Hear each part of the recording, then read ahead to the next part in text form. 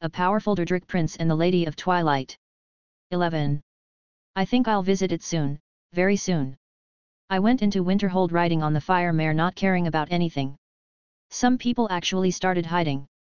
Yes, run from the bad mage. Sigh. This town is hopeless. The frozen hearth was right on the corner, so I banished the horse and went there. The place was a bit empty, only a few patrons and the innkeeper. You are that mage that went to aid the guards. How come you are here so fast?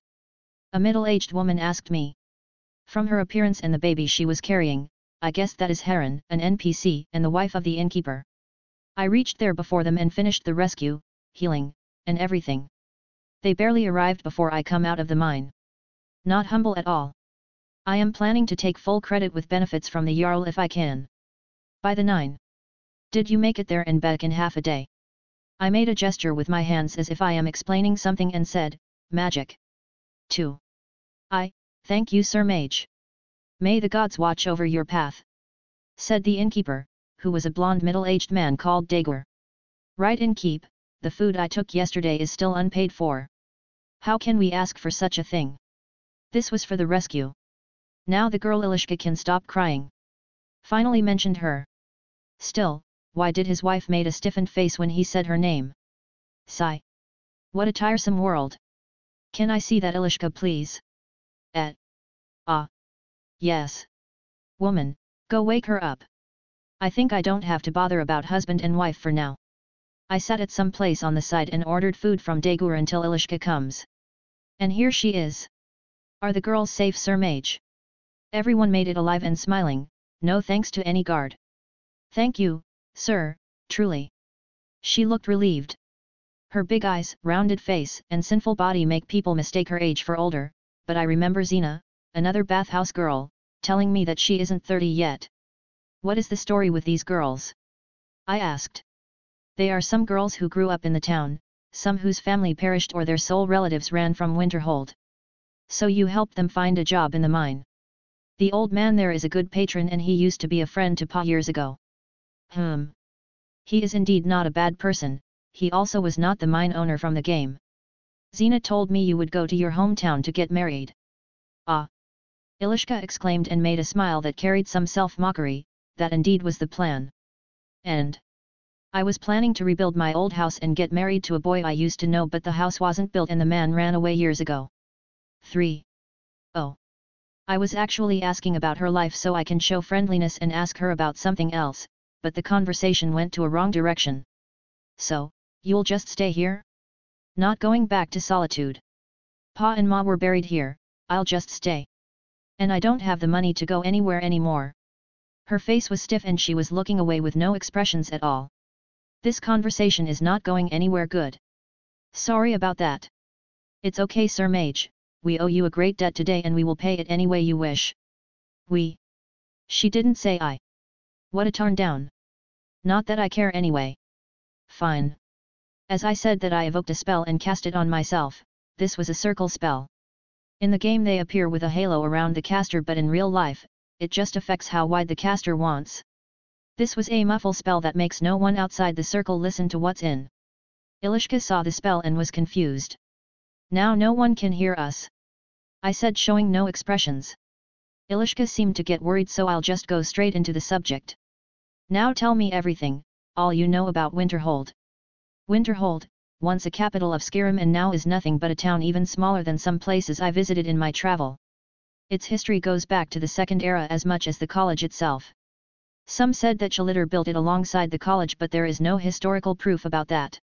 Now in this day and age the total population of the hold itself doesn't exceed 3,000 in small villages and isolated areas. Koror the Jarl is an anti-magic fanatic on the surface. But the truth is far greater. These few thousands are oppressed by him for his personal gain. The guards he recruited are akin to his watchdogs and there are 300 of them, sometimes he hire people from outside the hold. 1. He have a very profitable business going on. It's called the Chill, known from the game as the strangest prison in Skyrim, yet it was easy to break out from. Despite the Jarl's anti-magic act, he hired a dark elf called Malur Sealith to keep the Chill guard with Frost Guardians, which are basically Frost Atronachs, but they stay their ground and attack anything on sight except what the caster mark as safe. The Chill itself is a cave located on a big island northeast of the College of Winterhold. The island is rich with minerals. From the game, I remember it has gold, silver, iron, and corundum veins.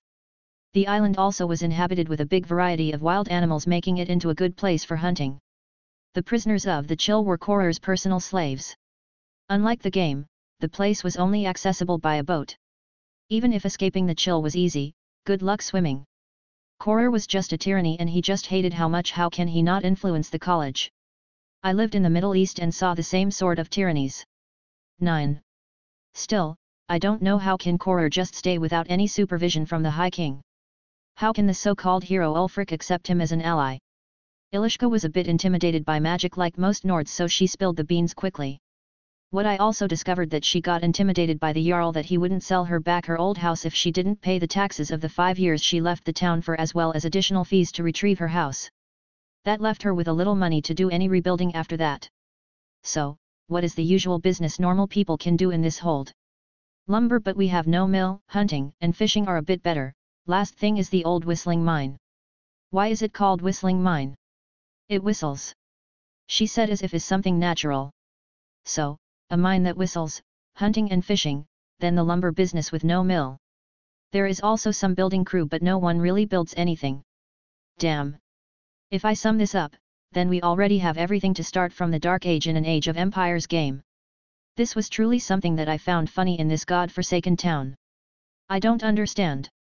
Nah. Just something from my past life. Past life? Heh heh.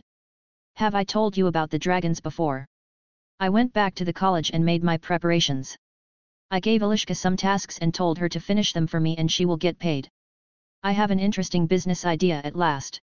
It all came around nicely. Now, let's take over Winterhold. Chapter 53, Business Partners. I slept like child all day after I came back from the mine. It was a tiring day. Now, can't stay in bed all day. Morning training, breakfast, fast bath, Joel made me coffee. Damn. This is life. Today I'll be meeting some new friends, but I still haven't done my college duty. Yes, today is the first day for our mysticism department. First class, Teacher Lonath. The basics of magical energy, the idea of spell casting, the strong and weak points of mystics, blah blah blah. I'll skip class. These things I was born with them in my head. I went back to the dorm and directly to the dorm's library. They have nothing worthy to read. Sigh. What should I do now? I want to research some spells in peace, but I reached a bottleneck with some techniques. No one here is that knowledgeable about the energy and matter. I remember some physics from high school, but after law school, I forgot most of it. Trying not to think anymore, I headed to Nurina's. Sometimes she has some good ideas that refresh my brain. Brat, come here. And she is excited for some reason. Look at this. I worked on the idea you told me about. You was right, light should not belong to the illusion school. She is still excited about that topic. I remember going into an argument with her about the nature of light. Was it energy, illusion or matter? Explaining stuff to her is easy when she stopped arguing. So, what did you come up with? I asked about the reason for her excitement. Look here, this is a new spell. Nurina casted a spell and another Nurina appeared. Terrae. A mirror spell. Wow. She managed to do that? She must have used the effect of reflect and the aspect of light with a high-class manipulation technique. I manipulated it into what you like to call install technique. FK. I couldn't help but curse. Still, Nurina punched me. You kiss your mama with that mouth. Sorry. You said you used install, doesn't that mean this is an expert level spell that replaces something like mirrors? Nurina opened her eyes and realized it. FK. I was planning to make it official. Damn. This airhead is back to her crazy spells. Nurina's only bad point in magic is her creativity. She may use a super spell like this for something meaningless. Even though she is a genius, she only makes useful thing when puts her heart into something. 9. To me, who is having a bottleneck right now, this was a blow to my morale. Someone with so many ideas but no mean to reach it, and someone who is capable of doing anything but an airhead. 1. Sigh. You sigh too much, brat, it's not a good sign. I am in a bottleneck with some ideas.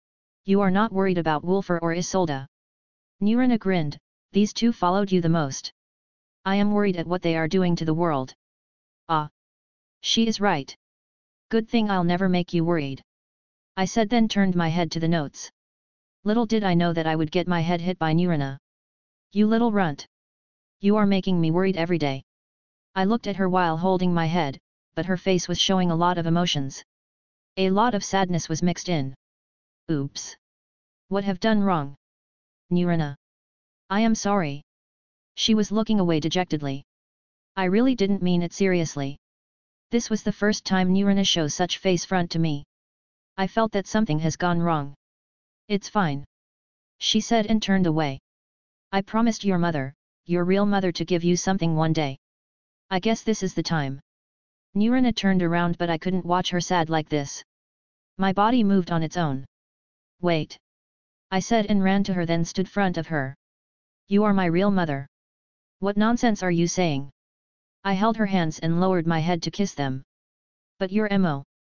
I know Hilda has her reasons to leave me in the orphanage. Wah. How dare. I knew from the beginning. But whatever reason she had doesn't make you any less than her as my mother.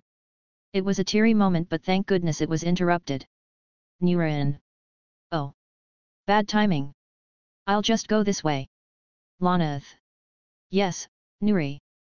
Ahem. Archwizard. Your memory. 1. Completely wiped out. I don't remember when I came to the tower. Whoa. How am I here? Nurina and Lonath were having a comical conversation, so the heavy mood was lifted. I went back to the desk and took my journal, ready to leave. Brat. Ah. She is back to her usual self. This belongs to you. It was passed down from Hilda to Delvin and he gave it to me.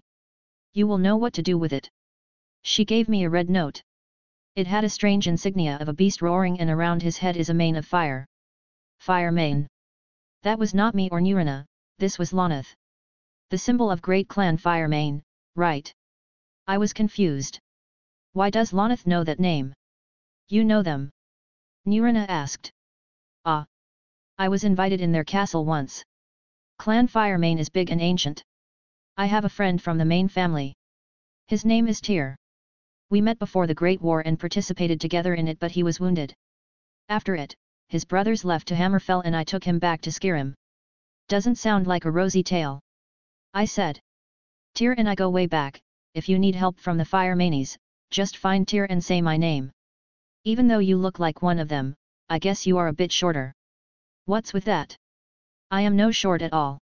I am actually taller than most. What are the Fire Manes? Giants? 5. I and Nurina looked at each other strangely. This day is just so full of drama from its beginning. It is not ending yet for me, as I have business to do in the inn tonight. Let's just escape before any more drama happens. Yet no rest for the wicked, it seems. When I was carrying the notes, I saw a signature on one of them, and due to my curiosity I looked at the name, trying to read it. I hope I didn't. What was written was Augur of Dun Lane. FK. Sigh. I hid back in my room, cowering myself in my bed. I want nothing to do with this day anymore. I want my secretary to rearrange my business schedule to tomorrow. I have no secretary, however. Nor I can reschedule anything now. But one thing for sure. This day just wants to bite my $1. I had 2 notes on me and my blood pressure was in no shape to read any one of them today. One was Hilda's journal and the other was the Augur's ideas. Augur of Dun Lane, known as the Augur, was formerly a Breton mage who lived and worked in the College of Winterhold. According to teacher Tolfter and teacher Colette Marans, he was an upstanding mage and advanced student, especially talented in restoration. Restoration replaced mysticism at that time as the school that is considered about energy manipulation. Tolfter says in the game he was a brilliant student, an accomplished wizard. Delved into magic in a way none had seen before. But, I think, he became too focused on just how much power he could acquire. That's what led to the accident. 2. Apparently, it was this acquisition of power that distracted him from magical greatness. A failed magical experiment transformed him into a non-corporeal entity. That's so scary now. I just don't have the right amount of brain cells to process this now. 2. Let's leave the 2 notes for tomorrow. Yees. Good idea. New day, new me. Sigh. I never thought I would see you in such a state. Jolinar was doing her training I tasked her with. Now she is my servant and she lives in the same room as me. My room is on the 3rd floor of the tower and I have a good space. Better than the usual student room from the game. This room has the same look and furniture as the games but was 4 times 4 meters and had a fancy bed for me and a normal bed for little Joel. Of course there was a divider between us. You just don't understand. Behind that door is the omnipotent force of fate that wants to pick on me all day. Heh. By all means. Girl. You'll get beaten. Oh. The great Lord Mage Jon Dare wants to beat up a weak girl. How ruthless. Stop saying weird stuff.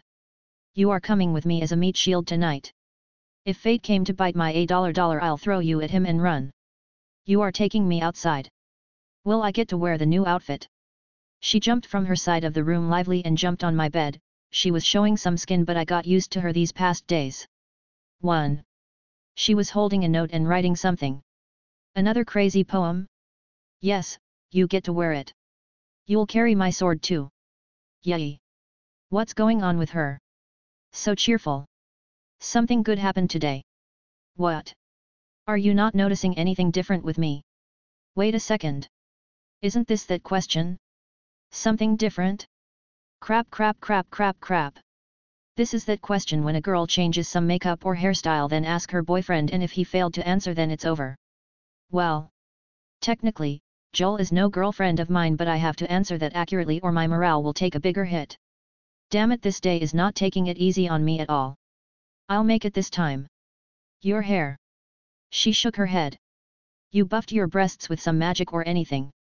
She covered head chest with her arm and looked at me with disdain, then shook her head. Let's face it. She is flat beyond hope. You changed. I looked for a while. A scar. A scar got healed. Yes. Oh, I did it. Davakian-sama, Bonsai. Congratulations. But how did you do that? Lady Lonath and Lady Nurina told me about an ointment and I bought it. You used your allowance. She nodded happily. I knocked on her head with a finger causing her to hold it in pain. Stupid girl. I told you to come to me directly when it's something about your scar and I. Did you spend it all? She held her head and nodded.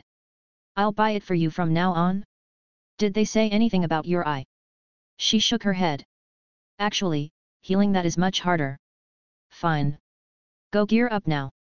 Let's hope the rest of this day go easy on me. She jumped back to her bed and started changing behind the divider. The armor she wore was a fit cloth ABD steel light armor. That had a hood and a face mask. It was colorful and easy to move it so she doesn't appear as her fellow assassins. 1. I took her and went outside the college. The sun was setting and the time drew nearer. I myself was dressed in an easy-to-walk-in clothes which was called the Secret Apprentice robes, from Star Wars. 2. Part of the plan was to make appearance with the Flame Atronak horse and so I summoned it. I rode into the town like that and I attracted a lot of attention. Now, let's go to the inn. The frozen hearth was unusually crowded, and many people were singing and making some sort of celebration around the bard. I left the horse outside the inn, and didn't banish it. This was all part of the plan. After all, I paid for this party and invited as many people as possible. The lumberjacks, the miners, the builders, and the hunters were all here. But all were a distraction. Can't let the Jarl know I do business here. Ilishka saw me and whispered to the old mine owner. People. The mage who saved the mine is here. Applause, clapping, and some people wanted to invite me for drinks. Ilishka and the old man seemed to have accomplished their job well done. I told them to make a propaganda for me across the town as the savior mage who saved the mine alone while riding a flaming horse, with an underlined no credit to the guards, as well as announcing that I am the champion of the tournament and the host of the party. Even though the people hardly forget about the grievances against mages, they act well when they receive a favor. Now as I could free myself, I entered a room with Ilishka and Joel following me. Okay, everything is ready? I asked. Yes, shall I start? Ilishka asked. Of course. First meeting. 7. Ilishka nodded and went outside. Jolinar, who didn't understand what was going on, just picked a seat beside me. The room was actually a normal bedroom for the patrons of the inn, but I booked it for meetings tonight. The door opened again and who entered was the old man of the mine. He was dressed neatly and carried a small chest in his arms. Sir Mage! Sir Mage! Hee, I did as you told. Here is the crystals we mined from before and yesterday. The man took the seat opposite to me and opened the small chest. Nice. I checked them one by one. Soul gems can be appraised based on color and weight. These were not any bad. 3. Most of them were petty and lesser soul gems, some were common and only one was a greater soul gem. That is some harvest. Good job. According to this papers we will sign together. You will be my official supplier and I'll pay you according to the prices here and here. Ilishka started reading the contract to the man and he was taken aback. I actually paid him fairly and wrote a professional contract with all my spirit as a lawyer. 1. Sir Mage. Thank you.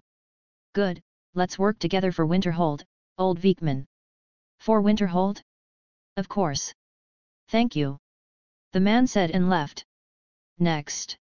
Ilishka went outside and returned with another man. This is Borkvar, the master huntsman in these parts. Wel met, Sir Mage. I shook hands with the man and offered him a seat. I understand that your work comes with a great risk, Mr. Borkvar, so I won't meddle in your business a lot. But first tell me, how is your work? It's not as bad as the miners, but I can't take in many people or everyone will go poaching. I understand. How many members is your team? Around 10. We are the official hunters who are only allowed to hunt. Do you know how to read?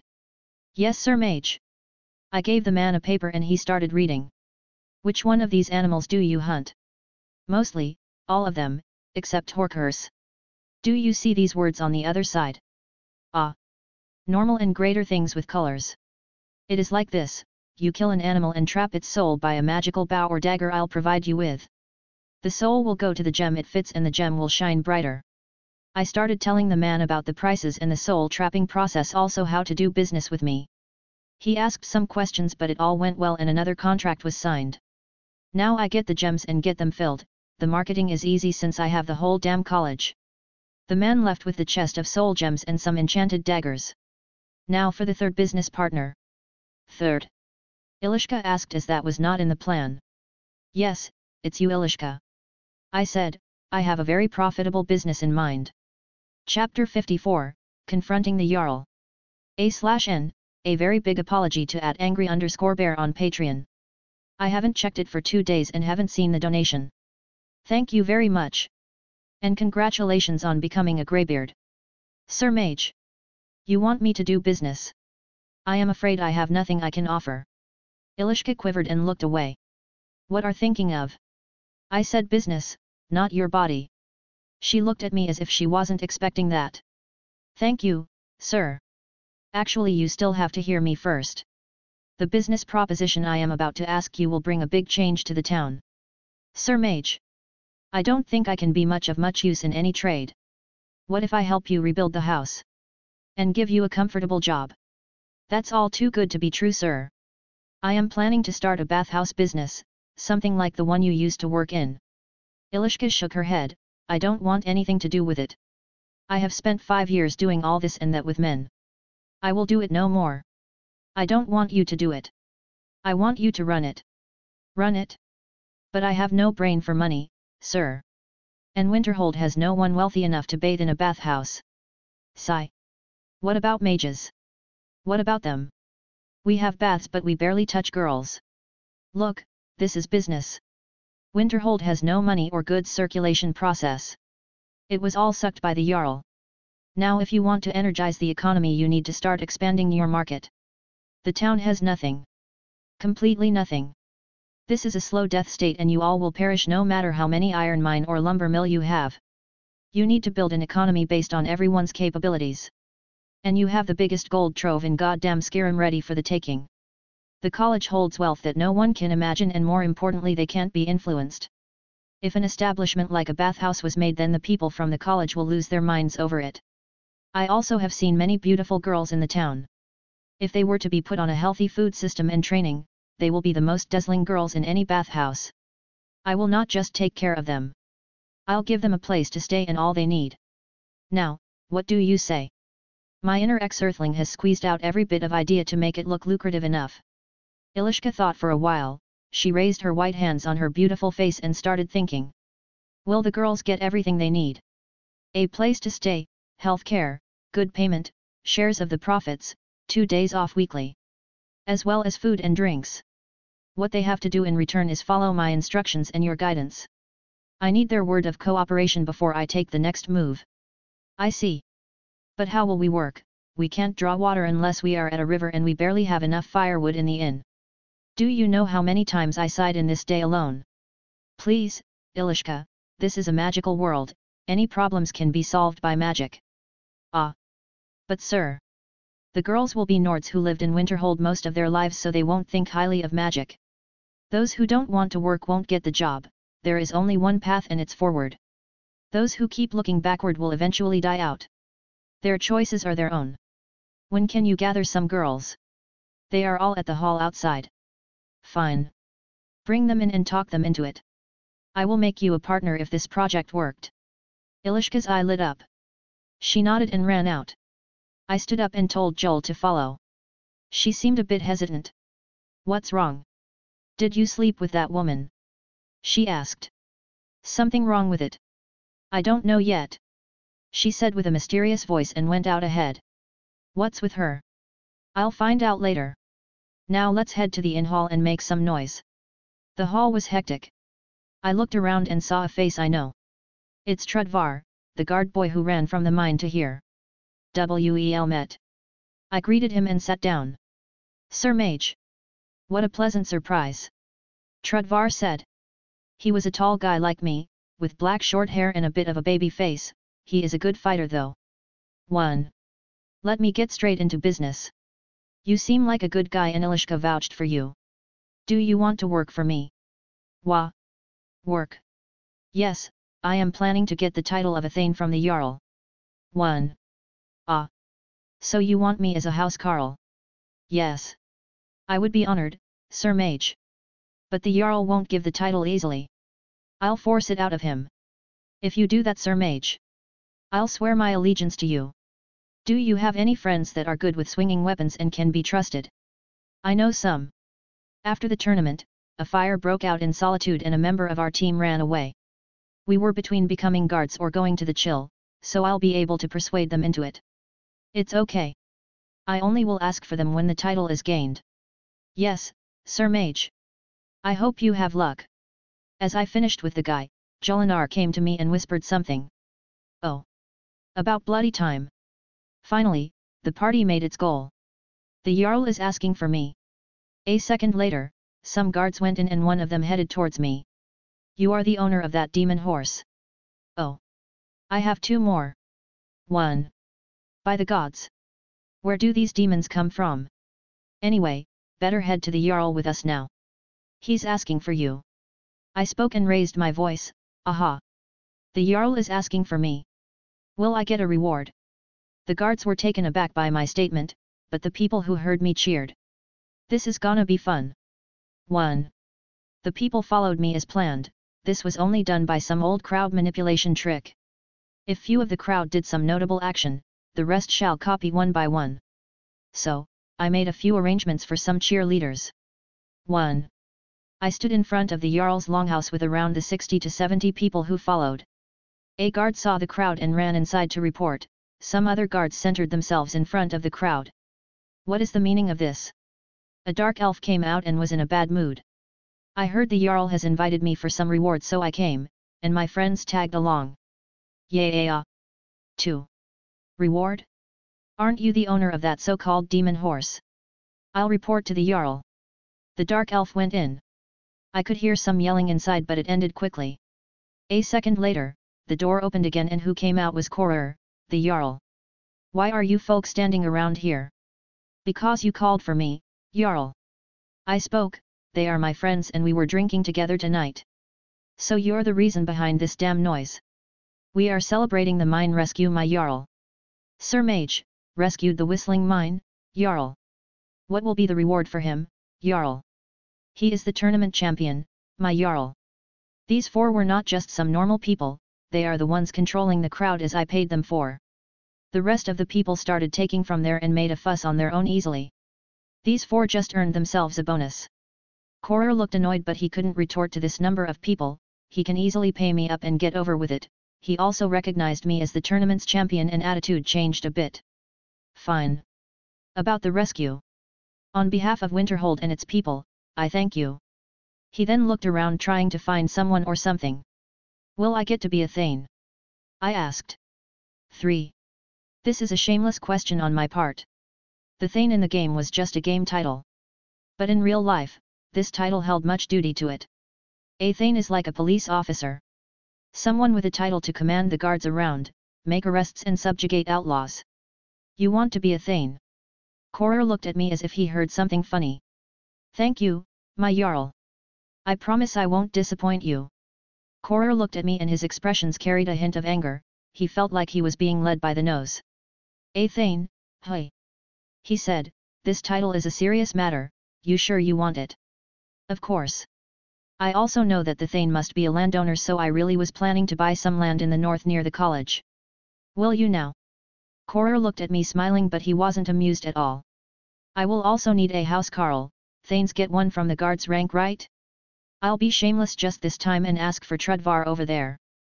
Korir was baffled from my shamelessness. I am as rude as a guest who came to visit late at night and demanding a banquet. 1. One must know that in the game, players can't have a land or house from Winterhold. Not even a housecarl, which is a personal attendant for someone with a title. I think I can give you the right to buy a land and this housecarl of yours. Korir said, but then he smiled and couldn't hide the grin on his face. He was scheming something. You see, because of the collapse, Winterhold lost most of its history. What if we can retrieve one piece of it? He was clearly trying to get on the crowd's good side. He cleared his throat and raised his voice. Winterhold has lost much of its history, and with that much of its power. I aim to change that. I've heard rumors of the resting place of the Helm of Winterhold, the very same helm that Jarl Hansa wore in the First Era. Hansa was in line to be High King of Skyrim. Having that might get us some appearance between the other holds, and may give our town some authority. The people cheered as he said, but I could smell the scheme. He wanted to do things this way, hey? And where can I find the helm? I asked. Hobbs Fall Cave. Oblivion. Is he planning to send me there? The people quieted down, some finally understood what was going on. You can go there with that housecarl of yours, no problem, right? If you retrieve the helm, then the title is yours. Hee. That's all you could scheme? No problem. I'll go and retrieve the helm. Oh. Will you? By all means, please. He was thinking that if I walked to my own death, he wouldn't have to bother or receive any retribution. The people dispersed after that and I went back to the inn. Sir Mage. This will be bad, that cave has so many bad rumors. Trudvar was panicking. I know about the rumors. Then you know what the Jarl wants, even if we somehow made it, we might not even find a helm. He was right, we may not find anything. Don't worry. I knew he would do something like this. Just do what I tell you to do. I said, do you have a gear? Not anymore. The guards captain called for me and told me I was released from duties and to be your housecarl, Sir Mage. Good. Here is your first payment. I took out 5 gold septim and gave it to him. I am sure his salary as a guard isn't even 1/5 of that. 3. Wah. Sir Mage. Is it okay? Yes, and from now onwards, call me boss. Yes, my boss. Not with my. Just boss. Yes, boss. 7. Now, as you can't live in the barracks, you'll stay in the inn. Once I get some land and build a house and a business, you will be the head of the security team. Like the title? Yes, boss. I promise I will never disappoint you. We will be heading to Hobbs Fall Cave, so I'll bring you an armor and a weapon. Report to me the day after tomorrow morning in front of the college. You're dismissed. Yes, boss. Trudvar went away to find himself a place in the inn. I, on the other hand, couldn't help but grin. Hee. Finally, I get to be called boss. Ha ha ha. Chapter 55, Mad Joel vs Mad Jon. Back to the inn room. Ilishka opened the room for me and I went in, followed by Joel in her new mood. She is not even replying to me now. Looking into the room I saw a bunch of girls, they looked nice but a bit thin. These are the girls. Yes. How did they take the job offer? Ilishka smiled, they are a bit hesitant. 1, 2, 4, 6.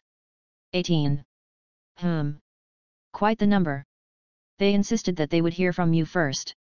Fine by me. Can any one of you read or write? Between them, only a single girl raised her hands. Only one.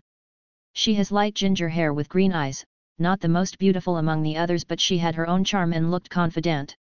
Now that I look at her again, aren't you from the mine? Yes, Sir Mage. You saved us that day. Actually, I am not the only one, half of us here from the mine. Will you stop working there? We already stopped, sir. After the mine accident, we don't think we'll go back there again. Ah. So that's how it is. Will you be a bathhouse girl heir? What's your name? My name is Siv. And I have no problem working at all. Then. She didn't seem hesitant to me. The others are a bit in discomfort about the matter. She said. So she herself has no problem.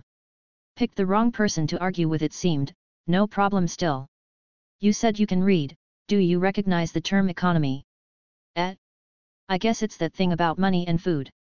She looked around and the other girls started nodding to her. Money and food. Well, it can be said money and goods at least, but let's go with money and food. I said, so, you know by that the economy in Winterhold is nearly non-existent, right? They all nodded. How do you fix that? They all looked at each other not knowing what to say. Buy food from other holds. A girl said that, I replied with met. And gestured that's not close. As they thought of it, I took a seat and sat. Fish for food.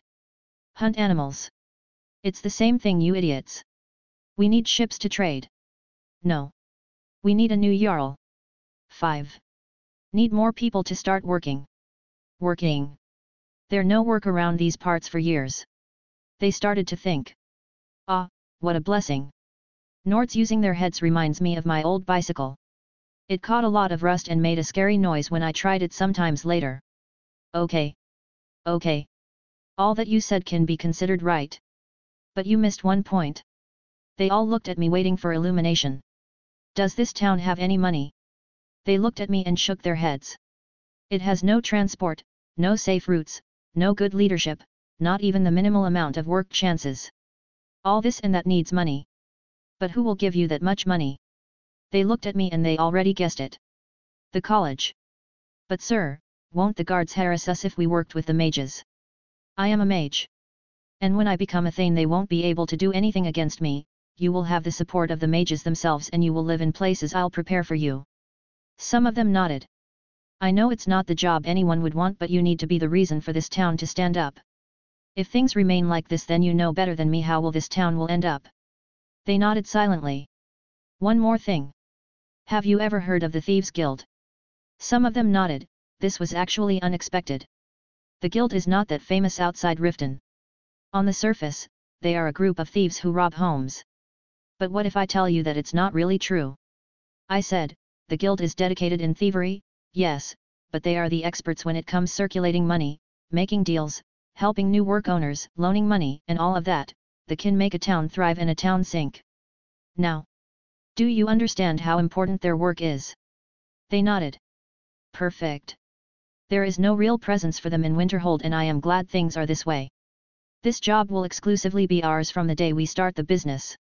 We will be the holders of the real money circulation in Winterhold. They all opened their eyes wide, even Ilishka, who knew of my plan. You, my beautiful girls, will be the cornerstone of this town. After the bathhouse, you may need a better job, so I'll tell you a small piece of my plan. I said, every mine, lumber, and trading business in Winterhold will belong to us. Along with the power of money, we will grow in number and us 20 people in this room will be the first to benefit from it. They were smiling like idiots while wildly imaging the future. But don't forget. The road ahead is not easy. And to be the pioneers of making money in Winterhold, we will need to be strong. Yet.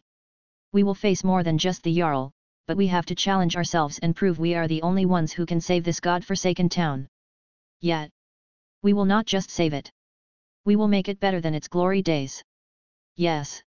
Make Winterhold great again. A girl raised her voice. Now anything but that phrase. I heard something that made me shiver. Anyway, I made the girls get fired up.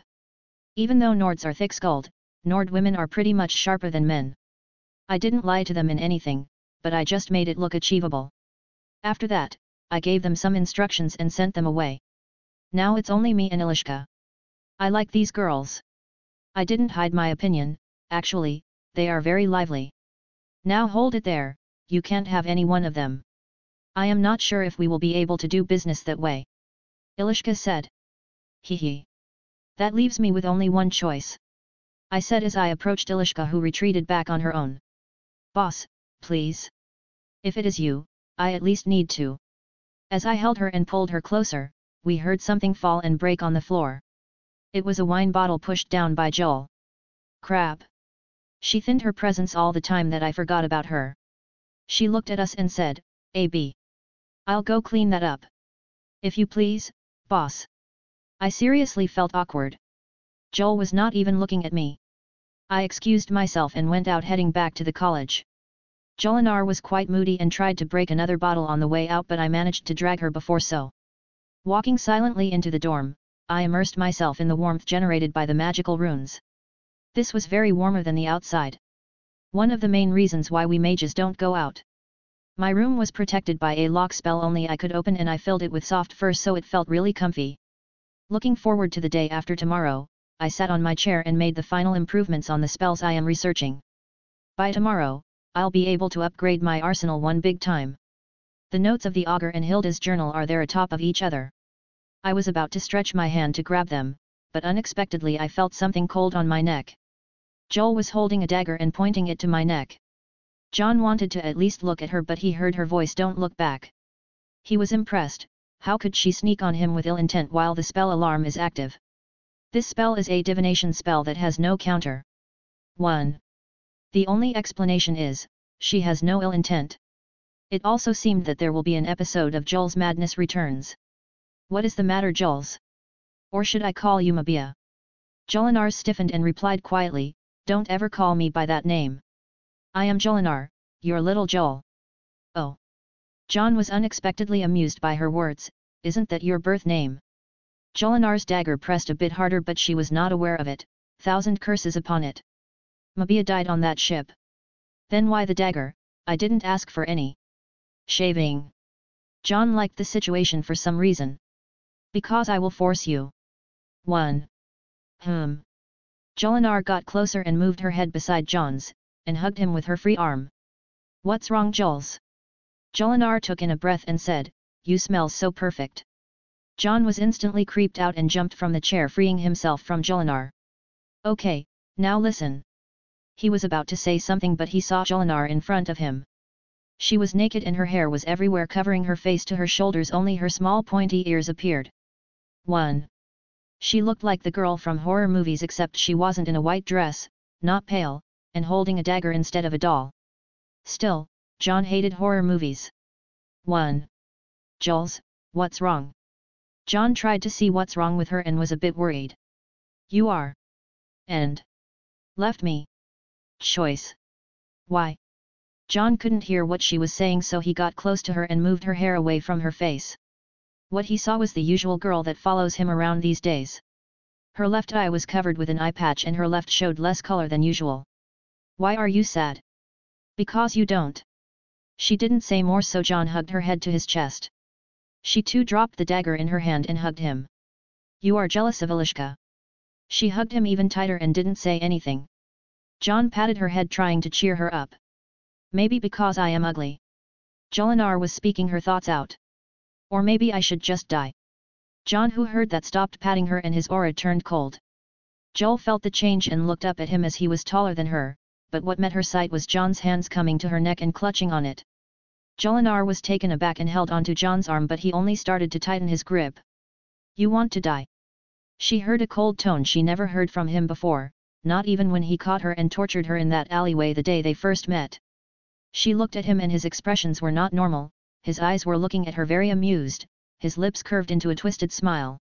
His aura was chillingly cold. Even the room that was warmed with magic felt like the outside in Winterhold. "You know how death feels? How dark. How cold." Jon asked, but this time fear kicked into Jolinar. She tried to resist his grip, but he tightened more. He even raised her up in the air with only one arm. Her body squirmed like a fish. This was beyond her madness, beyond her fears and ghosts. A demon she saw for the first time. So you don't want to die? Jolinar's body was cold despite her struggle. This was a primal instinct. It was fear. A fear that only a predator can cause. Please. Sorry. Jolinar barely squeezed these words out. Humph. Jon snorted and let go of her. She fell down on her knees and started coughing for air. The cold aura was still around her, there was no escape from this fear that broke into her. Jon turned around coldly, he held the chair and turned it to face her, then sat on it. She could only hold to his leg and hug on it. Though he was the source of this chilly aura, his side was the safest place she can think of. When he saw her doing that, he held her from the back of her neck, then lifted her up and set her on his lap. Even the difference in their sizes wasn't really big, she felt like a cat on someone's lap. Now, you know your place. She nodded hurriedly. I salvaged you out of the prison that day. I put you back together. I gave you a name and a fair amount of choice. But there are things you can't choose unless I choose them for you. Things you can't have unless I give them to you. Are we clear? His cold aura increased with every word he said and pressed her. Joel nodded timidly. Jon's chilly aura calmed down rapidly. And a warm aura started to take effect around him. He put his hand on Joel's head and smiled, he took her head by the chin and raised it to face him. You belong to me more than you belong to yourself. You will follow me everywhere and win. You get to be my shadow and live in my darkness. These are the only privileges I will give you. Are we clear? Joel nodded. Then, let's seal this with a kiss. That night I took Joel's and she slept beside me. For some reason, I turn possessive when it comes to her. I know it's not right, but I feel like she is mine, she just fits nowhere but beside me. I love her madness, her scars, her disturbed state of mind. I am going to build her a safe haven beside me, so she can experience no pain again. I'll fulfill her every wish too. I will not show any of this, but I need to at least make her content. I don't know the reason behind that. But my stubbornness forced me to stand and challenge her fate. Maybe I am wrong. Maybe I am doing things selfishly. When I first came to this world I felt some darkness within me. I didn't understand the reason behind my reincarnation and I was depressed for some time. Seeing Joel's made me realize that I am not the only one who is a misfit. When I was a child, I was afraid of being found out or anything, but Nurina was there for me. This girl too had a crazy out of the norm start. Shunned by Nords and Dunmer, she can have no blood relative to relate to. No one to accept easily. I felt close to her. Too. Tonight I had to suppress her demons. I had to force her to not act as moody as she was. She has her own world values and sometimes she would lash at people not caring about what they might think. Sometimes she becomes cheerful, sometimes very gloomy. But now she is sleeping beside me and looks so peaceful. I know my way is a bit broken too, but I think we suit each other. Funny thing is, she was jealous when I held Ilishka. That makes her more adorable in my eyes. I'll cherish her from now on. I also think the newly developed spells I just used on her were effective enough. I was making some progress in illusion magic and created a cloak spell that can be called Aura of Madness. It's a strong version of fear. The spell can put the area around the caster under energy pressure and carefully selected effects of negative emotions. It was pretty much effective. Now, I was lying beside the naked sleeping Joel and playing with head hair. We kissed for some time before she sleeps and she is a lousy kisser, I'll make Ilishka teach her for sure. 5. After some time, I went up from the bed and covered her. I haven't changed my clothes yet. I'll just go with a short for now. Before the thing with Joel's, I was going to go through the notes of the augur again. There was this interesting idea of inner and outer magica casting. The augur was trained to cast spells from inside without focusing a spell on his hands. It's not like starting fire from the inside or anything. It was similar to the idea of powers from the game. 1. To use a special power like the beast form for werewolves or war cry for heroic Nords, one needed to select it from the power menu, the activate it with Z. That's how things went in the game. 1. In real life, every power has some rules and different ways to use them. War cry requires a strong emotional desire to step ahead and absolutely zero fear.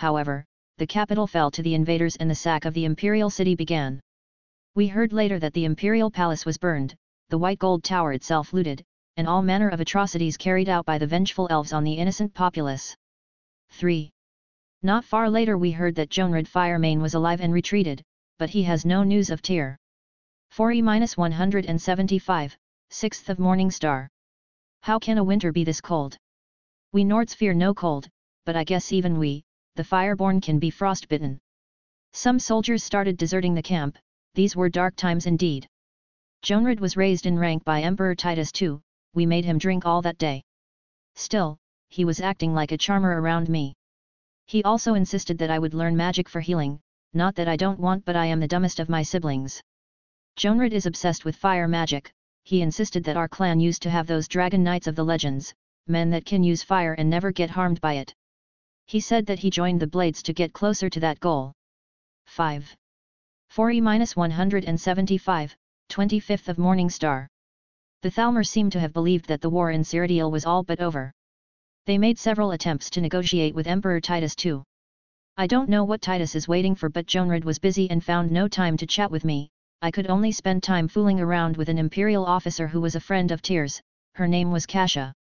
2. 4E-175, 16th First Seed. Tyr, that little weasel, actually was alive. He came with a party of an Argonian smuggler, a Dunmer sorceress called Loneth, and mysterious man who never showed his face. Lagat Kasia took him directly to the Emperor. 3. His arrival gave us hope. But Tyr had some bad news for the Emperor, and he was dispatched again to Cyrodiil with Kasia in his party. 4E-175, 29th of Rain's Hand. The Emperor divided the army into 3.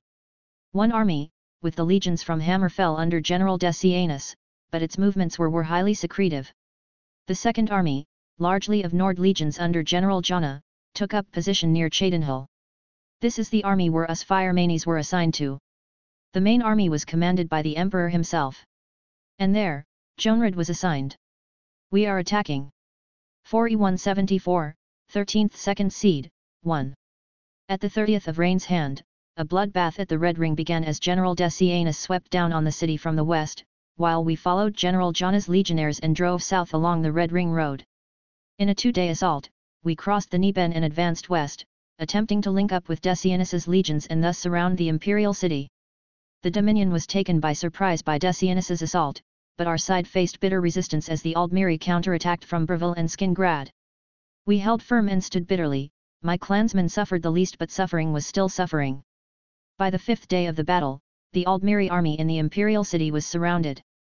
Emperor Titus II led the assault from the north, personally capturing Lord Riften, the Thalmor warlord. It is rumored the emperor wielded the famed sword Goldbrand, although this has never been officially confirmed by the imperial government.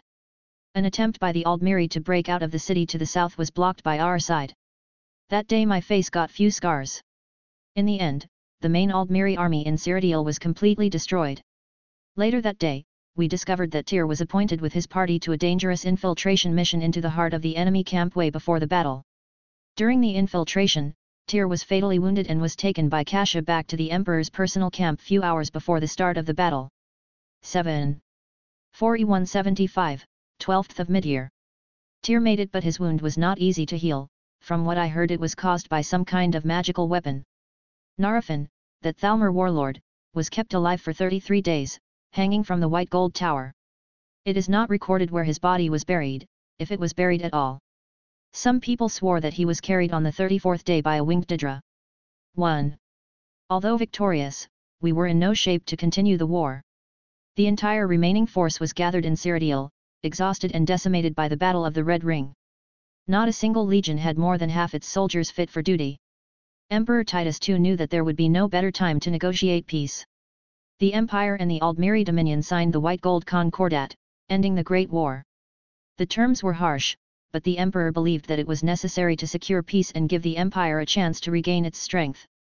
The 3 harshest terms of the Concordat were the banning of the worship of Talos, the cession of a large section of southern Hammerfell, and disbanding the Blades. I was enraged and broke a wall that day. Jonred said it was okay and he won't lay down his sword. Hammerfell, that time, refused to accept the White Gold Concordat, being unwilling to concede defeat and the loss of so much of their territory.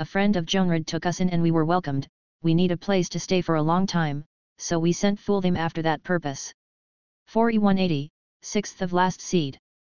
I couldn't write anything for a while, we changed locations after a certain accident. This so-called friend tried to poison Jonred but failed, we killed our way out. The man begged for mercy saying that the Thalmor had his family. Why would I care? If something threatened my family, I'll murder 1,000 family in exchange. After that night we kept traveling for days. 4180, 21st of last seed. Fulthim found a nice little village near Iliac Bay, a nice place to lay low. I also can't move much these days, and I also have to hide myself. 4180, 17th of Evening Star. For the last 4 months, Jonred and Fulthim disguised themselves as farmers. I hid in the house the whole day. Many spies and informants passed the village but no one could see through the father-son act of Fulthim the Fearless and Jonred Firemane. I also think I will give birth in a month or so. 4181, 29th of Morning Star. A week ago, I gave birth to a baby boy. A beautiful baby boy. We called him Jonhild, after Jonred and Hilda. May Kine watch over him. 4181, 15th of Sun's Dawn. Jonhild is healthy but he sleeps all the time. Only an old woman from the village could interact with me, so I understood from her some of this and that. Jonred is planning something big. He and Fulthim will attract the biggest amount of pursuers possible north, and open a path for me to the south. I will ride non-stop until I reach Cyrodiil. 4181, 20th of Sun's Dawn. I rode for a long time. Only thing I know that Jonred and Fulthim attacked some Dominion ships in Iliac Bay and it got ugly for the Dominion. I stopped in a village between Hammerfell and Skyrim. The borders were easy to cross. Now, I only have to wait for 2 days. If no one came, then I will ride alone to Cyrodiil. Hopefully I get to meet some old friends, or maybe Kasha. 4181, 22th of Sun's Dawn. Only Fulthim came back. Jonred fought his way to the other side of Bay and escaped on a ship. Fulthim told me he was being cornered but he doesn't know Firemanes when they ride the sea. No fish can corner a whale. Fulthim himself was a hero that day. When he was retreating it was rumored between travelers that a swordsman killed 100 Thalmor agent. He gained the title Slayer that day. 1. 4181, 1st of First Seed. I tried to wait for a bit but the Thalmor got wind of us. It was a hairy escape.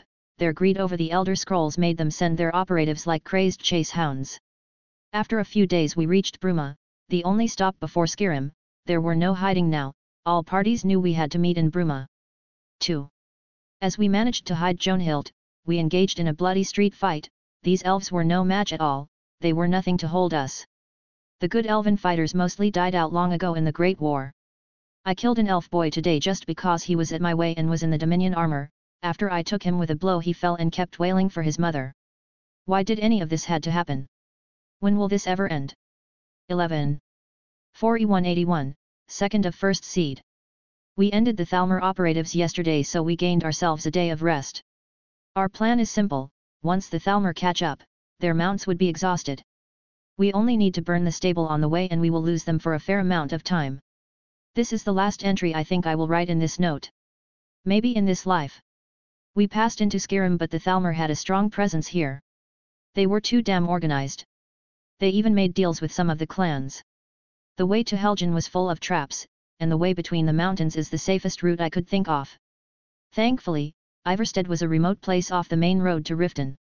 I think I can count on Delvin for some help. He harbors good intentions for me and Jonred since that day in Dragonstar. I knew of a way to contact him immediately so I'll be on my way by tomorrow. Thankful I am to old Fulthim. How could a man be so loyal? He always plays with Jon and thinks highly of him. The old man should put his sword and rest but his old ghosts still chase him from the war till now. I have my ghosts too. Every night is a nightmare, every day is a worry. 4. If I can contact my clan then all this would be solved, yet these damn elves just don't want to give up.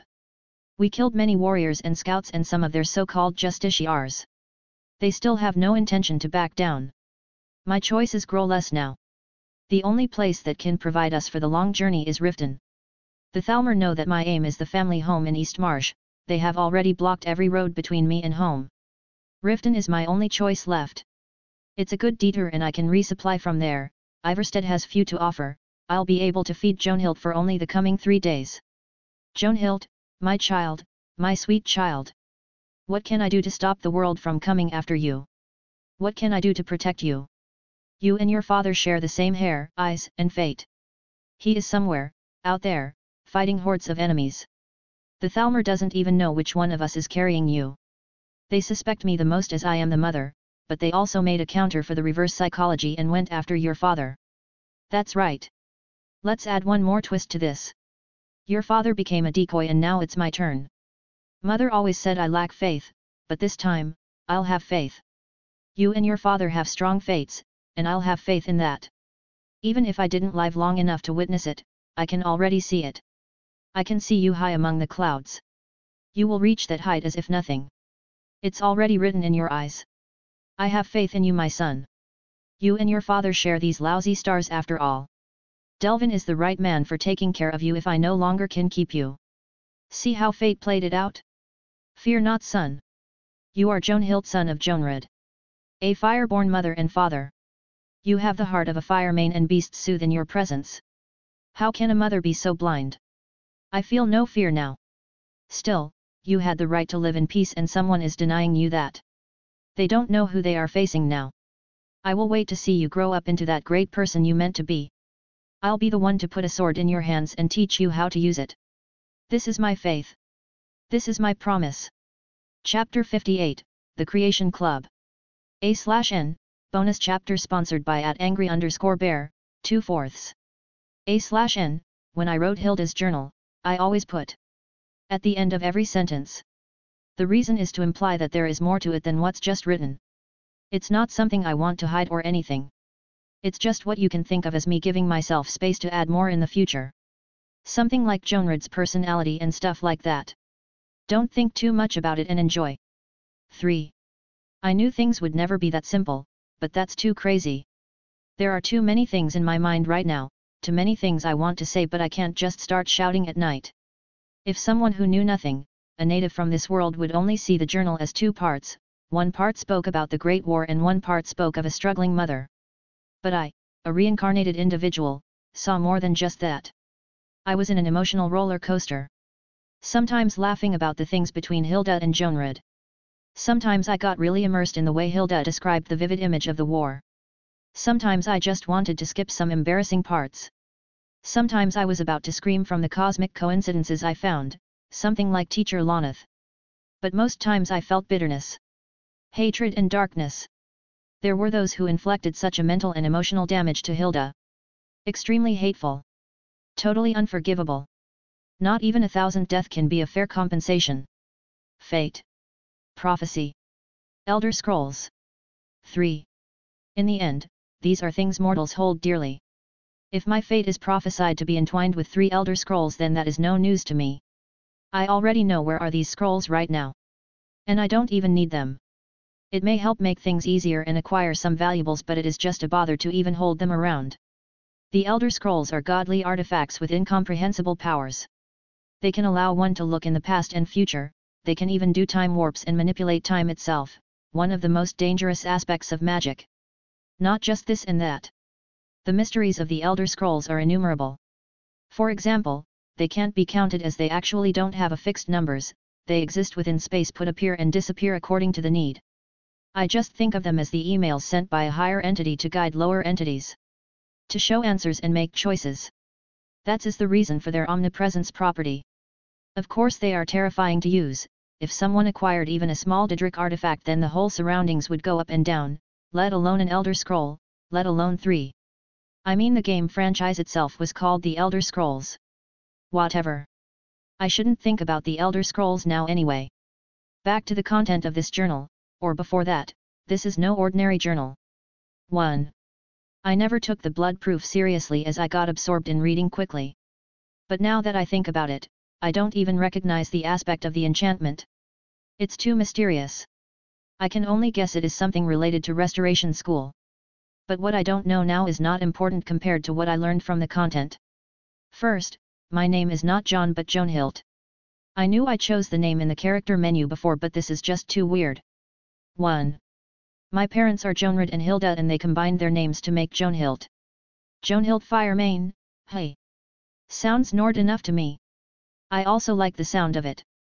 3. Jonred is a member of the Blades. For some reason I don't like the sound of it. 5.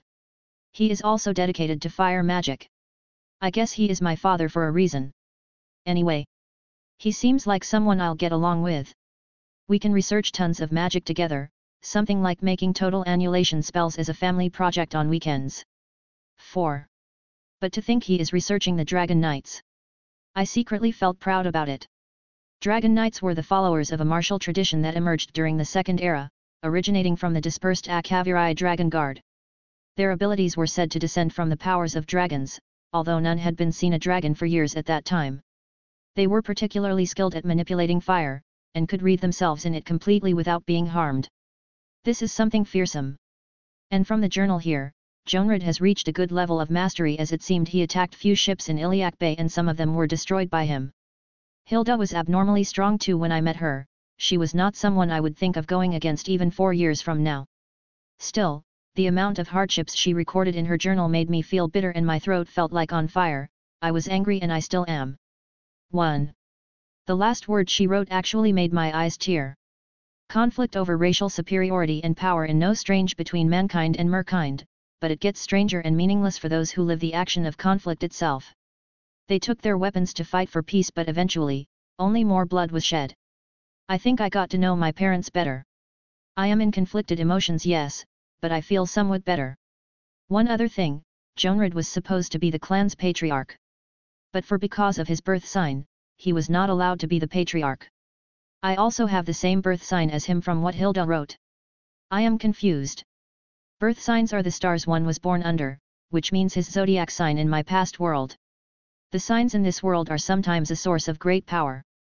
And as I discovered before, I was born under the shadow stars and no stars will give me power except them, unlike the game which allowed the player to switch them anytime. 1. But here where it gets weirder. Hilda wrote I was born on the 22nd of Morning Star, January, and as much as I appreciate finally knowing my birthday, it still meant that my stars are the ritual, not the shadow. 7. I don't know how foreign stars can protect me without using a certain artifact that appeared in game. Still, either one of the birth signs are widely favored between people. Does the clan have a certain rule about that thing or something? I'll have to ask Hilda about that. This is important. 2. The thing that amused me the most was the topic about Uncle Delvin. He is my mentor in thievery and all the stuff I learned from him were hard-earned knowledge, nothing from the game like most of the other stuff. Funny thing is, he was actually caught once. This is a scandal, just as Hilda wrote. Delvin Mallory being dragged to prison is nothing we heard of before. This guy is the one who made the rules for the guild around Skyrim. He is not the leader, but he is the mastermind and the expert about business. Even though I prefer the ways of Big Sis Vex, I learned most from him and he gave me my business nickname. Let's not talk about that to anyone. 5. After collecting these information in a family drama folder and saving them in the important stuff memory, I now turn to the crazy stuff, the Total Coco folder. 2. In the journal, few names were mentioned that I was about to jump off my seat when I read them. Tyr, a Nightblade who appears to be my uncle. Lonath, the mysticism class teacher that was roped in by Nurina. She also said that she is a friend of Tyr Firemane. 1. The Argonian smuggler and the mysterious man that never showed his face. I could make a guess. Who are they? Lagat Kasha, that seemed to be a good friend of Hilda and Tyr. Putting those 5 people together only meant one thing. Holy marbles! How could I forget such names? This is actually a hero party.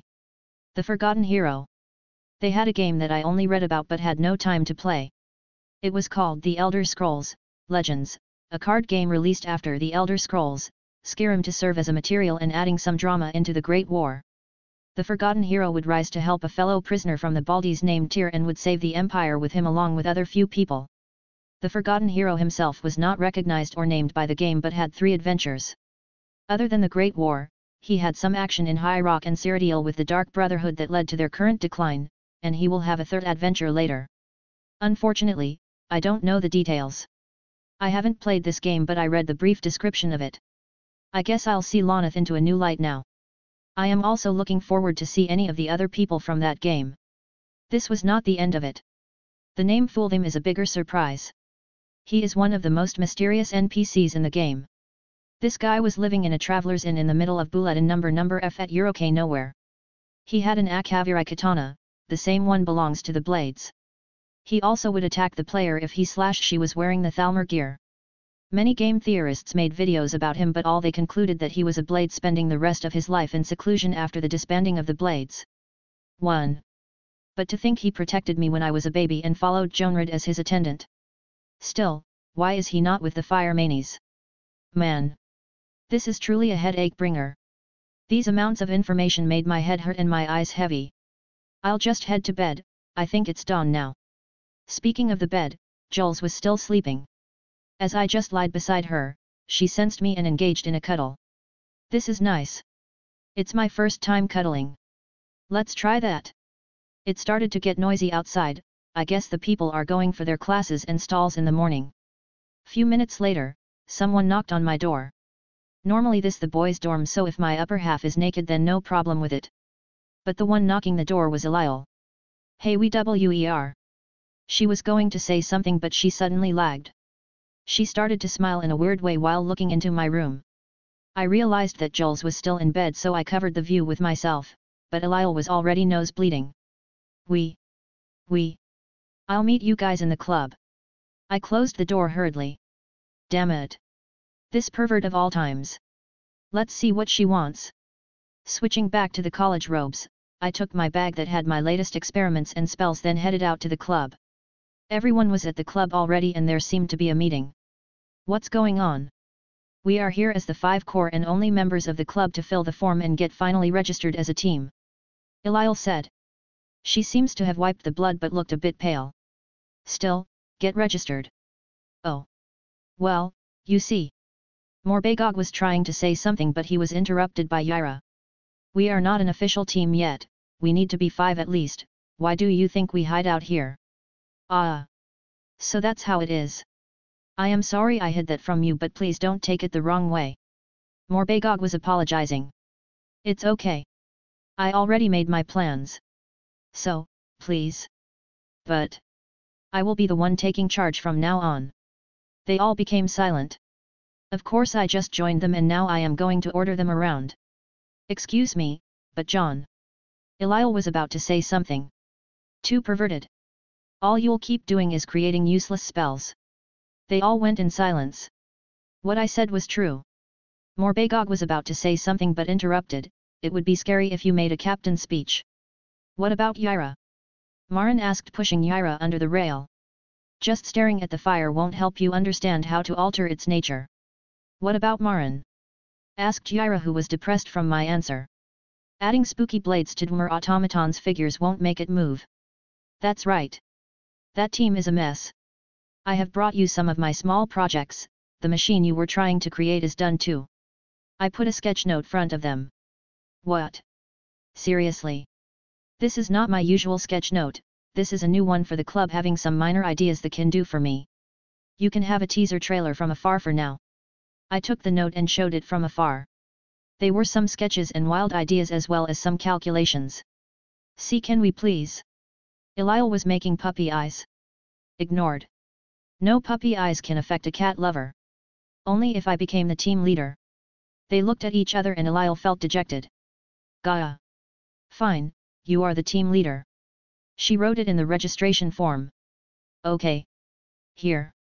I gave them the notes and they crowded together on it. I moved my eyes to the form.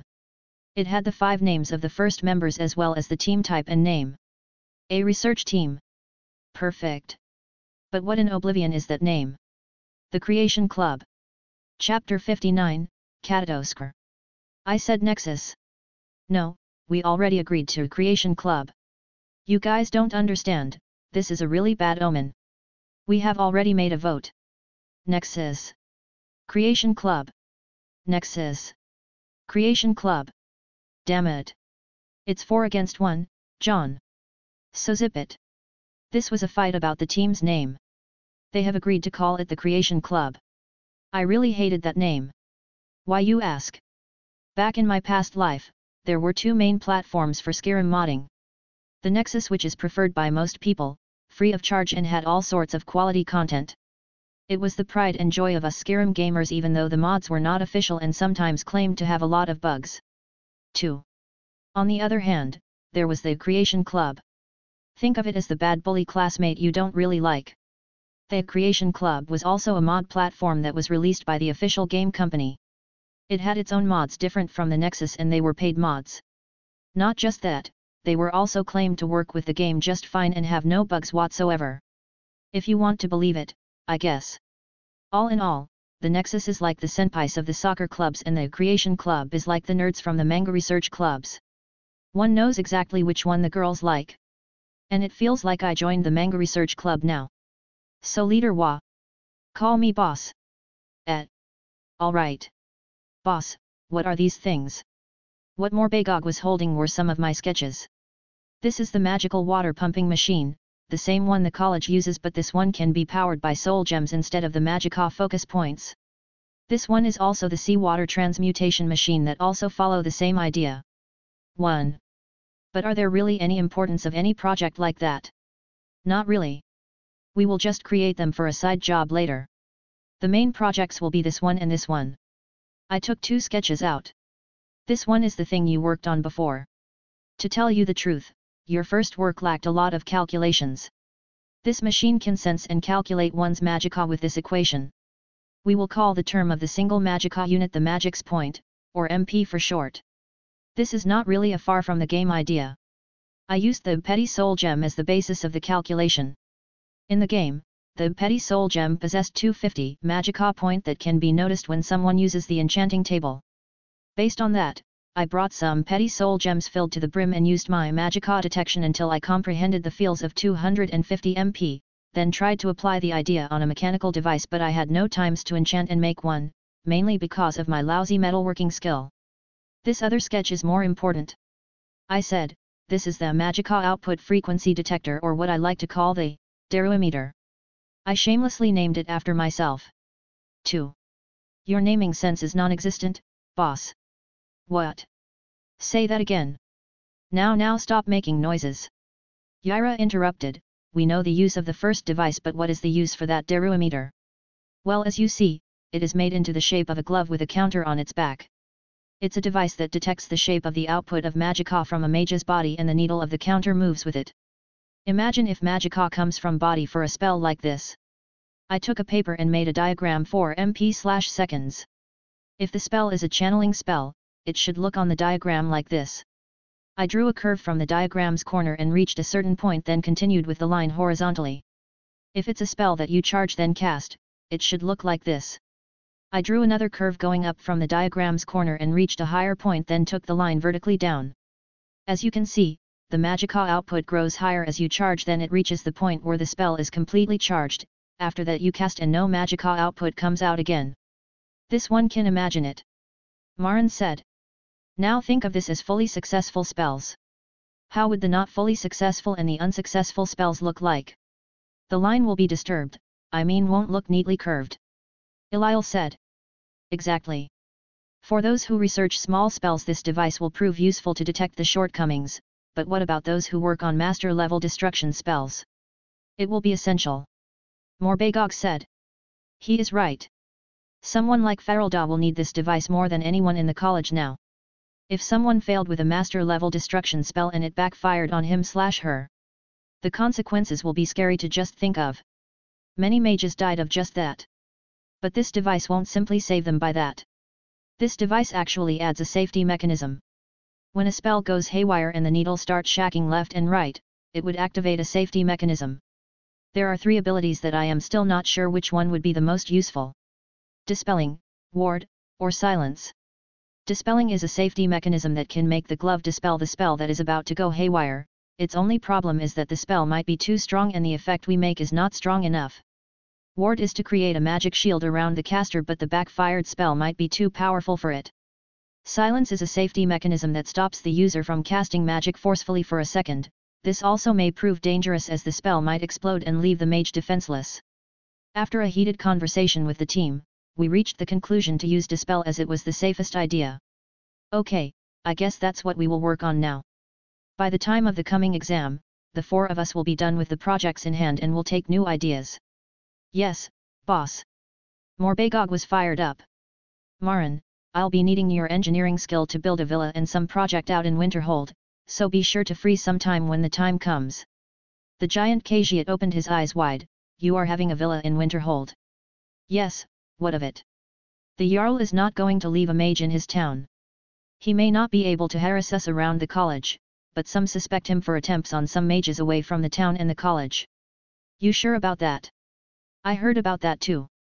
Yaira said, some mages before attempted to make good relationships between the college and the town, but some of them received strong opposition from the Jarl.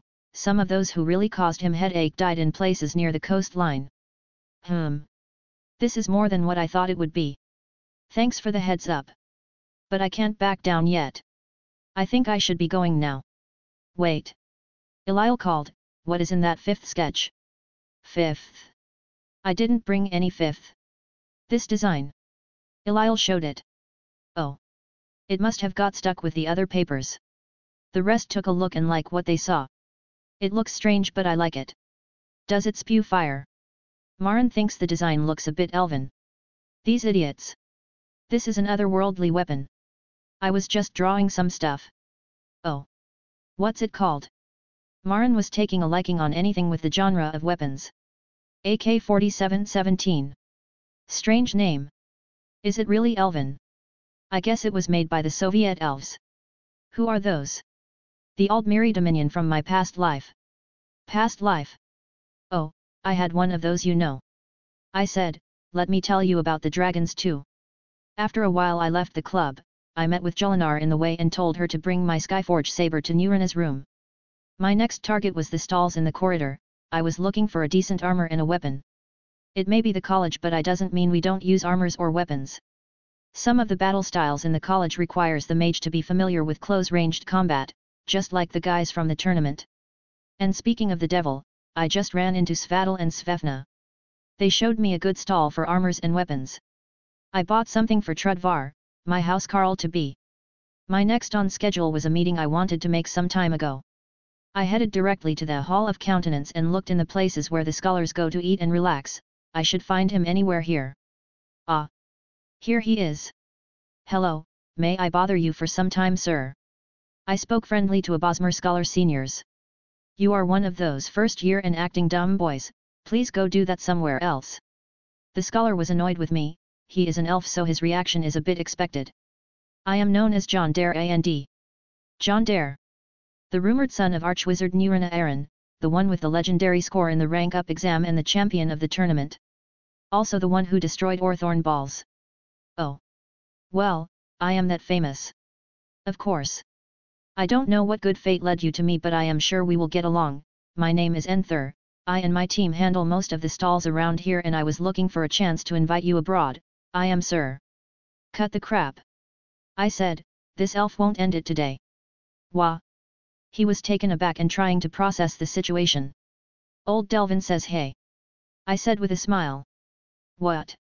Enther jumped from his seat, but he looked around to check that no one saw his miserable appearance. Old Delvin. Like. Boss Mallory. That's him. You. Enther looked and checked me. You are one of his people. Yes, you can rest assured. His people meant the people who are in good relationship with Delvin, but not Mercer Frey. There is a big fraction in the guild since Mercer became the boss many years ago. No one liked the way he did things, but more importantly, Delvin had his suspicions about Mercer and had his small circle away from Mercer's. Actually, Delvin is right, as the game proved later, but currently my rank is a bit low for me to act against Mercer personally. 1. Enther also wasn't fond of Mercer, so he wasn't sure how to deal with me. Even after me trying to calm him.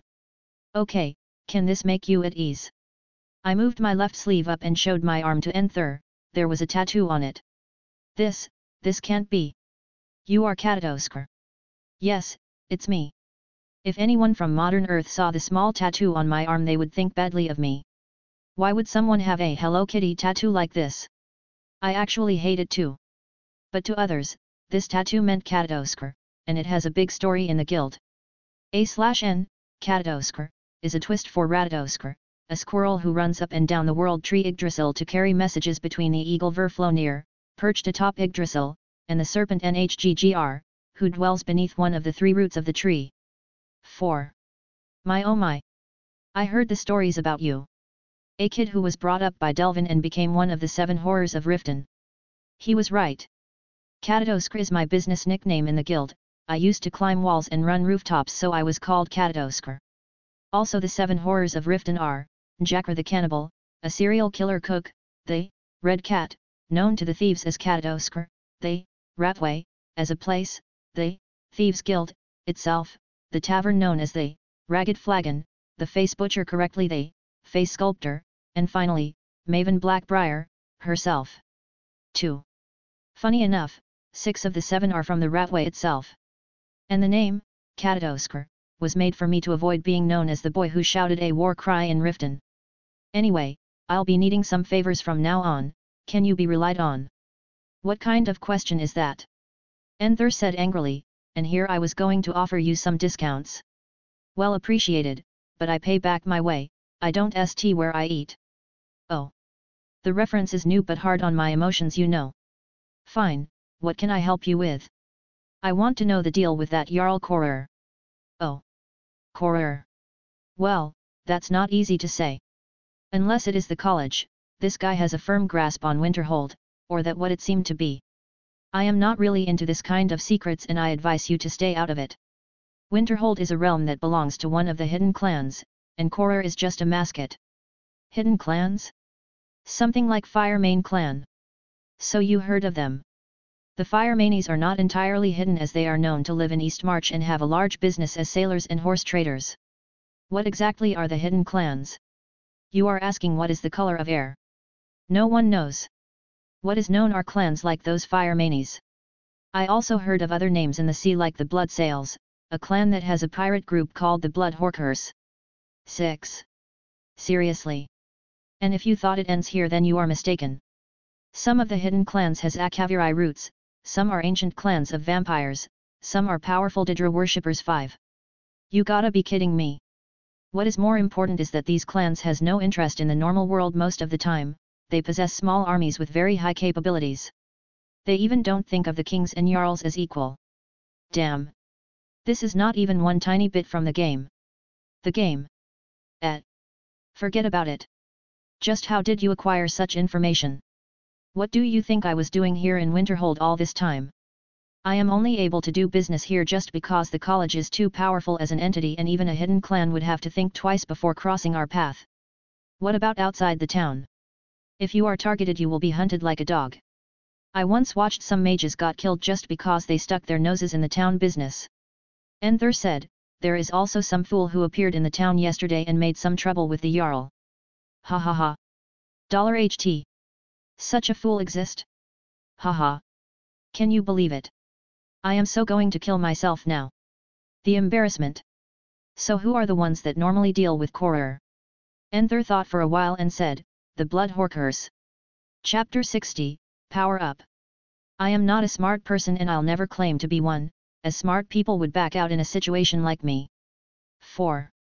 It seems that these Blood Horkers work under some big clan called Blood Sails.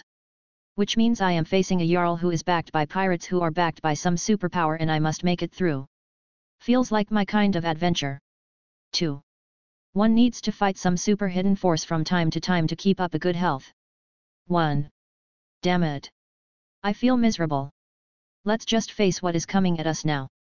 I'll deal with that Korrer in a way that would make him regret crossing my path. 4. A helmet he wants? A helmet he will get. With something extra of course. Enther, as any other thief, was a slimy bastard but he was easy to deal with. He also showed me some of his collection.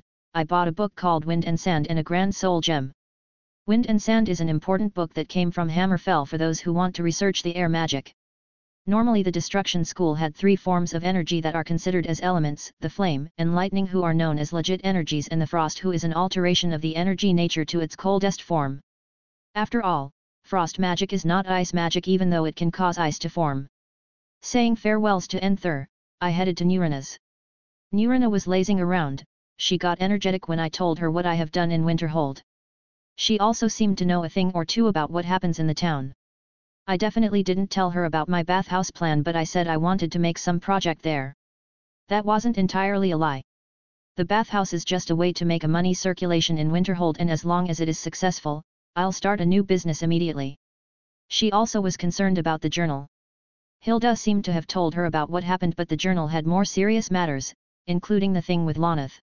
She was really planning on supporting me on what is going to happen from now on. She also seemed to have finished another Atronak spell in one day. It was a flame wolf Atronak, but few times larger than the normal thing. It also needed a more powerful Atronak to expand the body that much. 3. Last thing we talked about was the plan to deal with the trouble from the Jarl of Winterhold. Gotta admit, Nurina can be scary when she plans for something mischievous. 1.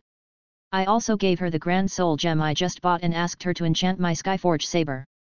We argued once again about the enchantment, but I won this time. My enchantment was a bit tricky to handle, but the result of its success will be scary.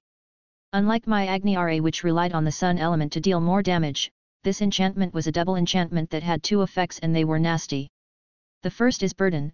This enchantment will put weight on any object the blade touches for some time, including objects and people. The second enchantment is paralyze, which is going to do what its name said. 5. This weapon will devastate its targets. I am proud of it for some reason. So, how will you deal with Korur? The man asked for a helmet. It would be a shame if he didn't wear it, so I'll ask him in public to put it on. What is the point?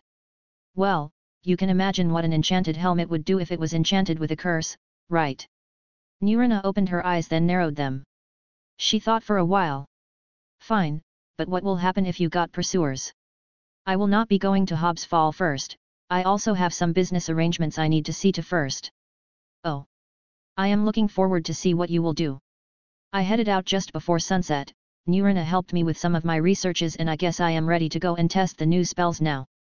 I chose to go above the Hall of the Elements. The roof can be accessed through any tower, and from there the roof itself is circular and one can go around the college easily. The weather was cold and a bit windy, but it was just perfect. Some students were here too, but everyone was doing his own tests. I chose the farthest place from anyone, and now everything was ready. The first is from the detection aspect. Now my new spell was Pinpoint. It's a spell that can mark anyone or anything and will make me detect it better. My plan was to wait for any bird and cast it on it, and here was it. An ivory gull flew past my head and I started spamming the spell like a mad. It finally hit the bird on the 7th try. Nothing happened to the bird, and I am sure it didn't even feel anything. Now for the result. I felt a special feeling when the bird got further. I can close my eyes and still sense its location, but as it got to a certain distance, I could feel it no more. This was wonderful. I kinda took liking on the spell, but it had more applications than just this. If it got associated with space or soul magics, it can become Space Mark or Soul Mark, useful for both teleporting and telepathy. The current use for the spell also was not bad. It can be considered a lock-on spell. I casted it on another bird, then casted Sun Fire. The spell wouldn't harm a living being, but it scared the bird when it homed after it. The second spell I wanted to test was a new aspect for the first time. It's the Force aspect. Basically it is telekinetic force. Telekinesis is a high-end spell that drains a lot of magicka, but this spell is a smaller version of it. It's called Grip Spell. 4. It's basically as its name. My naming sense is kinda honest, so I won't be calling it something like the Grip of Might or anything, just Grip will do. 5. I took out a tankard I picked on the way here and threw it ahead. Evoking a new spell was kinda pain, and my magicka was not very focused yet. Still, I was too good to make a spell go haywire. After few tries I managed to grab the tankard with the spell. It moved up and down easily. Grip can create a controlling effect with the same size as a grip and add some shiny effect to that. When I become better with it, I'll be able to choke people with it or maybe crush objects with it. Telekinesis can do the same, but the effect can take larger objects. The next spell was from the same aspect. It was called Force Bullet, and just like the name, it would make a bullet from telekinetic force. It had a nasty effect when it took that shape. The next spell I wanted to try but was a bit illegal was a soul magic. The reason for its nastiness was because it was an attack that would harm the astral body. I called it Soul Scorch. This was just as nasty as it sounded. I'll try it on some bandit later. There was also that spell that I was dying to learn since the time in Solitude. It is that Soul Fire, a spell that I mistakenly categorized as a soul magic but was an inner magicka control, just like the notes of the augur said. I had no real way to test its effect, but I could get the feels of it. It can power up an enchanted artifact directly from the magicka pool and don't consume the magicka of the artifact itself. After moving the sound and light to alteration, I tried to make new spells for them. My failure was epic at these two for some reason, but in a desperate act, I combined the two aspects in a blast spell and called it Flashbang. It can make a high-pitched explosion with a nasty light effect, kinda similar to these flashbangs that the police uses. 6. From the new spells that Nurina gave me were the Bound Bow and Bound Spear. This was good. I wanted these two spells for a long time. The spear is the best weapon to use on horseback and the bow is the best counter weapon against mages. 5. I didn't put any effort in conjuration or destruction this time, I skipped directly to illusion. My first aspect was the main aspect of illusion, and it was the aspect of mind, the aspect that holds most of the illusion tricks like fear, fury, calm and all that. The spell I learned was Paralyze. Its effect was common and was one of the very favored spells between mages, so it was greatly evolved and widely used. I cast it on a bird which lost all of its senses and fell. I caught it though.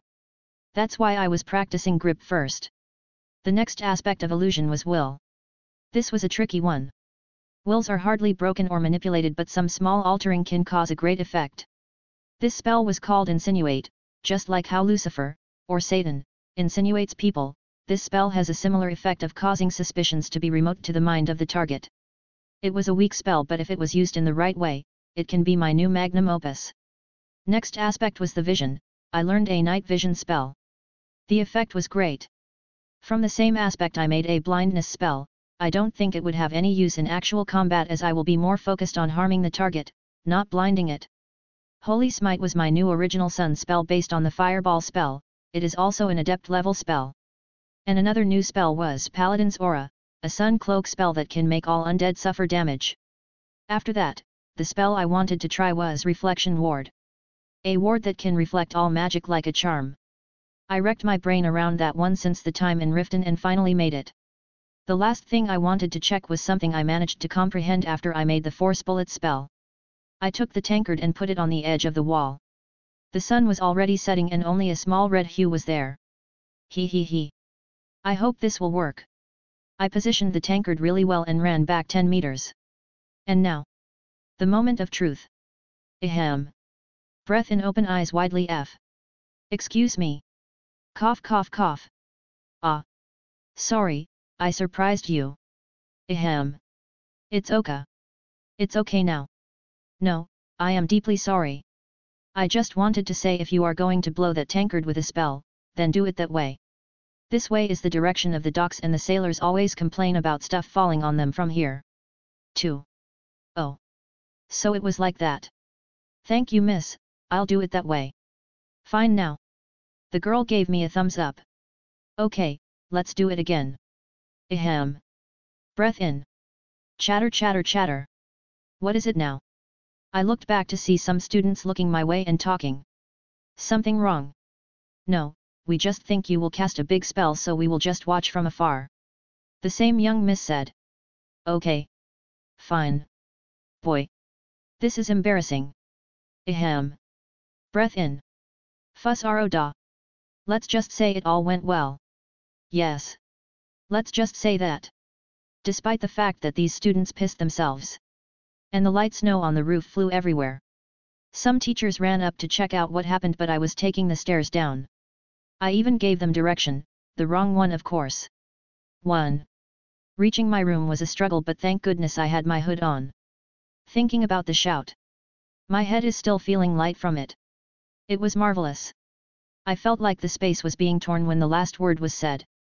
But I think I was mistaken to do it around these students. None of them had the strength to stand after they witnessed the power, even though they stood behind me. Anyway, I'll cower into my room and call it a day. But, something was not right. I am afraid this kinda looks like my room, but something changed. Welcome back, Jon. Oh. That's Jules, so she did some redecorating. She is also calling me by my name. So she moved our beds beside each other and brought a wooden tub from somewhere. There is also a meal on the table. You did all that?